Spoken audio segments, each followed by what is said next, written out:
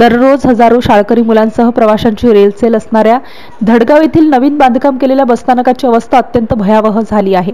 3 महिन्यांपूर्वी मोठा घवघवा करत राजकीय पुढाऱ्यांकडून सदर बसस्थानकाचे उद्घाटन करण्यात आले होते, परंतु नवीन बांधकाम केलेल्या इमारतीतून पावसाचे पाणी गळत असल्यामुळे बसस्थानकामध्ये मोठ्या प्रमाणात पाणी साचल्याने नागरिकांची मोठी गैरसोय होत आहे। बसस्थानक परिसरात प्रवासी नागरिकांना अनेक अडचणींना सामना करावा लागत असून यावरून परिवहन महामंडळाची उदासीनता लक्षात येते। यामुळे प्रवाशांनी संताप व्यक्त केला आहे। याशिवाय या ठिकाणी ग्रामीण भागातून महसूल आणि इतर शैक्षणिक कामांसाठी येणाऱ्या प्रवाशांची मोठी संख्या आहे। मोठ्या संख्येने असणाऱ्या प्रवाशांच्या या स्थानकामध्ये अपुऱ्या सोयी सुविधा आहेत। पिण्याच्या पाण्याची चांगली व्यवस्था या बसस्थानकामध्ये असणे अत्यंत गरजेचे आहे। गोरगरीब प्रवासी आणि भाविक यांना पिण्याचे पाणी हॉटेलमधून विकत घ्यावे लागते, अशी नामुष्की येथील प्रवाशांवर येत आहे। बसस्थानकात स्वच्छ व निर्जंतुक प्रसाधनगृहाची आवश्यकता असताना स्वच्छतागृह आणि कचराकुंडी यांची देखील व्यवस्था करण्यात आलेली नाही।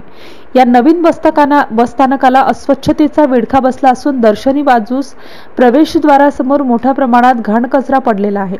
परिवहन महामंडळाचे अधिकारी आणि प्रशासन बघ्याची भूमिका घेत असून वरिष्ठ कार्यालयातील अधिकारी देखील बसस्थानकाच्या सुविधा करण्यासाठी असमर्थ ठरले आहेत। MCN न्यूज मराठीकरिता गोपाल पावरा, धडगाव तालुका प्रतिनिधी। जय महाराष्ट्र।